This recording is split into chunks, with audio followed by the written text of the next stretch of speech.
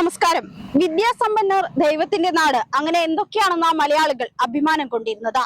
എന്നാൽ യഥാർത്ഥത്തിൽ നമ്മുടെ വിദ്യാലയങ്ങളിൽ നിന്നും അടിസ്ഥാന മാനുഷിക മൂല്യം വല്ലതും പഠിച്ചിട്ട് തന്നെയാണോ നമ്മളൊക്കെ ഇറങ്ങി വന്നിട്ടുള്ളത്?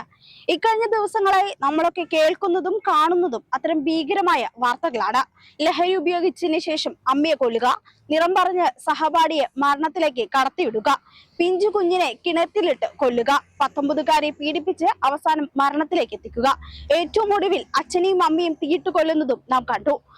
സംസ്ഥാനം ഭരിക്കുന്ന ആഭ്യന്തരമന്ത്രി കൂടിയായ ശ്രീ പിണറായി വിജയന്റെ പോലീസ് ഇതൊന്നും കാണുന്നില്ലേ? മുഴുവനായ ഒരു സർക്കാരിനെ മാത്രം കുറ്റം പറയാൻ പറ്റുമോ?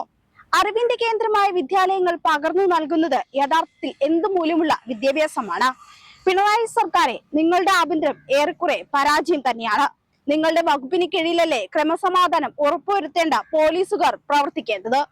ഇത്തരത്തിൽ വലിയ അപകടങ്ങൾ നടന്ന പല ജീവനുകൾ പൊലിഞ്ഞ ശേഷം അന്വേഷണങ്ങൾ നടത്തി പ്രതിയെ കണ്ടെത്തിയിട്ട് എന്ത് നീതിയാണ് നിങ്ങൾ ഇന്നാട്ടിലെ ജനതയ്ക്ക് നൽകുന്നത്? അന്ധവിശ്വാസങ്ങളും ലഹരിയും പകയും എല്ലാം ഒത്തുചേർന്ന സാർത്ഥ മനുഷ്യരുടെ മുഖമാണ് ഈ ക്രൂര കുറ്റകൃത്യങ്ങൾക്ക് പിന്നിലെന്ന് നിസ്സംശയം പറയാം. തിരുവനന്തപുരം ബാലരാമപുരത്ത് 2.5 വയസ്സുകാരിയായ കുഞ്ഞിനെ അമ്മയുടെ സഹോദരൻ കിണറ്റിലെറിഞ്ഞു കൊന്ന വാർത്ത ഹൃദയം നുറുങ്ങുന്ന വേദനയോടാണ് മനസ്സിൽ കരുണയുള്ള ഓരോരുത്തരും കേട്ടത്. ആ കുഞ്ഞിനെ കൊല്ലാൻ അമ്മാവിന് പ്രേരണയായത് അന്ധവിശ്വാസമെന്നും തന്റെ സഹോദരനുള്ള താല്പര്യമെന്നും ഞെട്ടിക്കുന്ന വിവരങ്ങളും പുറത്തു വന്നിട്ടുണ്ട്. ചോറ്റാനിക്കരയിൽ മരണത്തിന് കീഴടങ്ങിയ പെൺകുട്ടി അതിജീവിതയായിരുന്നു. അതികഠിനമായ പീഡനത്തിനിരയായ ആത്മഹത്യക്ക് ശ്രമിച്ച് ഒടുവിൽ മരണപ്പെട്ടു. സംശയം തലയ്ക്ക് പിടിച്ച അനൂപ് എന്ന വ്യക്തി ക്രൂരതയുടെ പ്രതിരൂപമാണ്. പാലക്കാട് ചെന്താമര എന്നയാൾ കൊന്നുകളഞ്ഞത് ഒരു കുടുംബത്തിലെ 3 പേരെയാണ്. അന്ധവിശ്വാസവും പകയുമായിരുന്നു ആ കുറ്റകൃത്യത്തിന് പിന്നിലും. കൊല്ലപ്പെട്ടവരും നാട്ടുകാരും പരാതി നൽകിയിട്ടും അവിടുത്തെ പോലീസിന്റെ വീഴ്ചയാണ് 2 പേരുടെ കൂടി ജീവൻ ഇല്ലാതാക്കിയത്. എറണാകുളം ചേന്നമംഗലത്തും കുട്ടികളുടെ മുന്നിൽ വെച്ചാണ് 3 പേരെ ഋതു എന്ന മനസാക്ഷിയില്ലാത്തയാൾ തലക്കടിച്ചു കൊന്നുകളഞ്ഞത്. അവിടെയും പോലീസിന്റെ വീഴ്ച വ്യക്തം.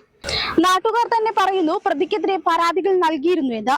ലഹരി മൂത്ത മകനാണ് താമരശ്ശേരിയിൽ കിടപ്പ് രോഗിയായ അമ്മയെ കൊന്നുകളഞ്ഞത്.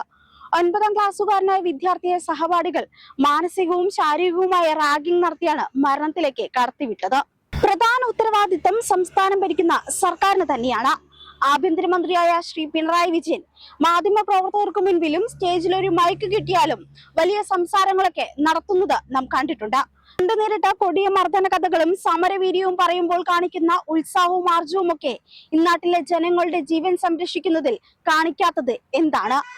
ഇന്നത്തെ എല്ലാ അധ്യാപകരിൽ നിന്നും കരുണയൊന്നും പ്രതീക്ഷിക്കാനാവില്ല. എങ്കിലും ഒരു അധ്യാപകനോ അധ്യാപികയോ ഇല്ലാതെ പോയല്ലോ ആ 9ാം ക്ലാസ്സുകാരനെ സംരക്ഷിക്കാൻ. രക്ഷിതാക്കളും ശ്രദ്ധിക്കണം. നിങ്ങളുടെ മക്കൾ സ്കൂളുകളിലും സുരക്ഷിതരായിരിക്കണമെന്നില്ല.